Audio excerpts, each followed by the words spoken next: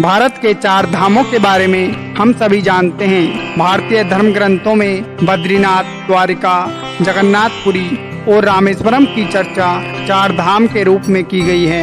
आज हम आपको रामेश्वरम धाम से जुड़े अद्भुत रहस्यों के बारे में बताएंगे, जिसे जानकर आप भी अपने जीवन काल में रामेश्वरम धाम के दर्शन करना जरूर चाहेंगे। रामेश्वरम हिंदुओं का एक पवित्र तीर्थ है। यह तमिलनाडु के रामनाथपुरम जिले में स्थित है। इसके अलावा जहां स्थापित शिवलिंग 12 ज्योतिर्लिंगों में से एक माना जाता है। भारत के उत्तर में काशी की जो मान्यता है, वही दक्षिण में रामेश्वरम की है। रामेश्वरम चेन्नई से लगभग 450 मील दक्षिण पूर्व में है। अगर ऊपर से देखा जाए तो यह हिंद महासागर और बंगाल की खाड़ी से चारों ओर से घिरा हुआ एक सुंदर शंख आकार द्वीप है। बहुत पहले यह द्वीप भारत की मुख्य भूमि के साथ जुड़ा हुआ था, परंतु बाद में सागर की लहरों ने इसे मिलाने वाली कड़ी को काट डाला, जिससे वह चारों ओर पानी से घिरकर टापू बन गया। यहाँ भगवान राम ने लंका पर चढ़ाई करने से पूर्व एक पत्थर के सेतु का निर्माण करवाया था, जिस पर चढ़कर वानर सेना लंका पहुंची। वह वहां विजय पाई। बाद में राम ने विभीषण के अनुरोध पर धनुषकोटि नामक स्थान पर यह सेतु तोड़ दिया था।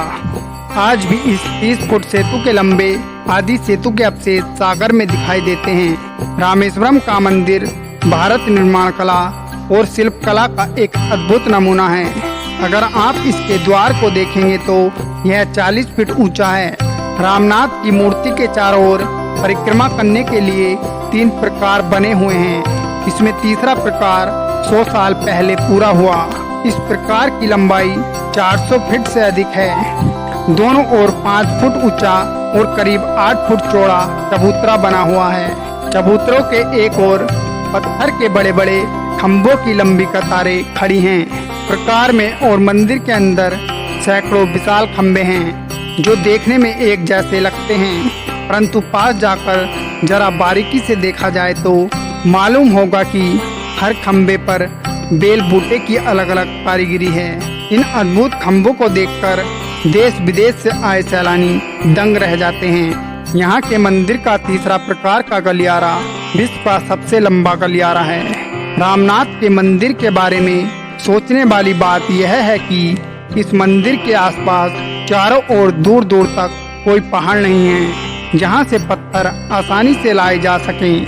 गंधमादन पर्वत तो नाम मात्र का है, वह वास्तव में एक टीला है और उनमें से एक विशाल मंदिर के लिए जरूरी पत्थर नहीं निकल सकते। ऐसा माना जाता है कि रामेश्वरम के मंदिर में जो कई लाख तक के पत्थर लगे हैं, वह सब बहुत दूर दूर से नाम में लाद कर लाए गए हैं। रामनाथपुरम के राजभवन में पुराना काला पत्थर रखा हुआ है। कहा जाता है यह पत्थर राम ने केवटराज को राज तिलक के समय उसके चिन्ह के रूप में दिया था। रामेश्वरम की यात्रा करने वाले लोग इस काले पत्थर को देखने के लिए रामनाथपुरम जाते हैं और रामनाथपुरम रामेश्वरम से लगभग 33 मील दूर है। तो चलिए अब बात करते हैं रामेश्वरम धाम की स्थापना की। जब श्री राम रावण का वध कर लंका पर विजय प्राप्त करने के बाद वापिस अयोध्या लौट रहे थे, तो उन्होंने समुद्र के इस पार गंधमादन पर्वत पर रुककर प्रथम विश्राम किया था। उनके साथ सीता तथा सभी गण भी थे। उनके आगमन का समाचार सुनकर बड़े बड़े ऋषि मुनि वहां दर्शन के लिए पहुंचे और उन सभी ने श्री राम से कहा कि उन्हें ब्रह्म हत्या का पाप लग चुका है। श्री राम जी ने ऋषियों से आग्रह किया कि आप लोग कृपा करके बताने का कष्ट करें, इस पाप से मुक्ति का उपाय क्या है। उन ऋषियों ने आपस में विचार विमर्श करके श्री राम को बताया कि आप एक शिवलिंग की स्थापना करके शास्त्रीय विधि से इसकी पूजा कीजिए। इस प्रकार से शिवलिंग का पूजन करने से आप सभी प्रकार के पापों से मुक्त हो जाएंगे।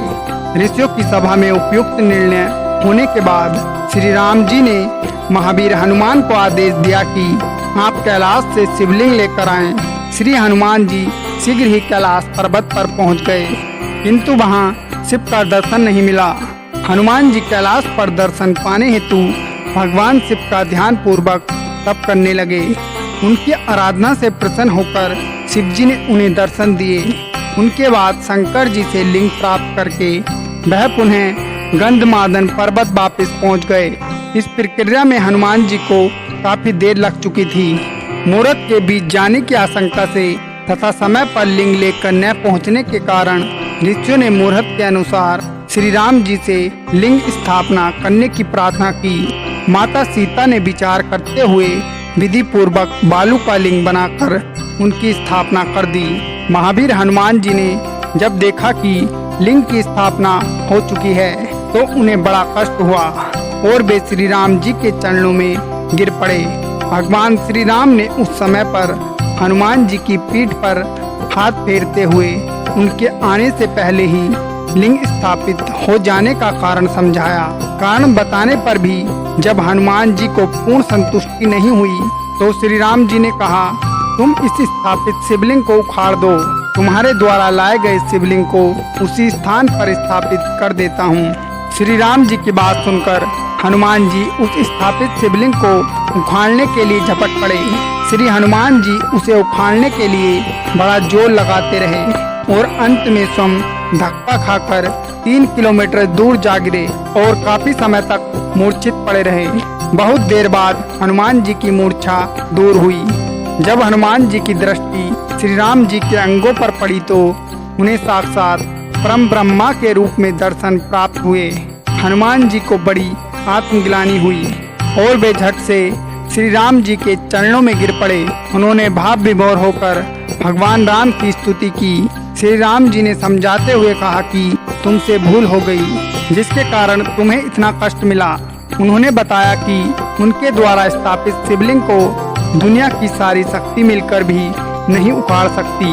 अपने भक्तों पर कृपा करते हुए भगवान श्री राम जी ने उनके द्वारा कैलाश से लाए शिवलिंग को वहीं समीप में स्थापित कर दिया, जिससे हनुमान जी को बड़ी प्रसन्नता हुई। श्री राम जी ने उस लिंग का नाम हनुमतेश्वर रखा। ऐसा माना जाता है कि जब मंदिर मूल रूप से छोटी सी फूस की झोपड़ी में एक साधु की देखरेख में था, इसके बाद सदी दर सदी इसकी संरचना की गई।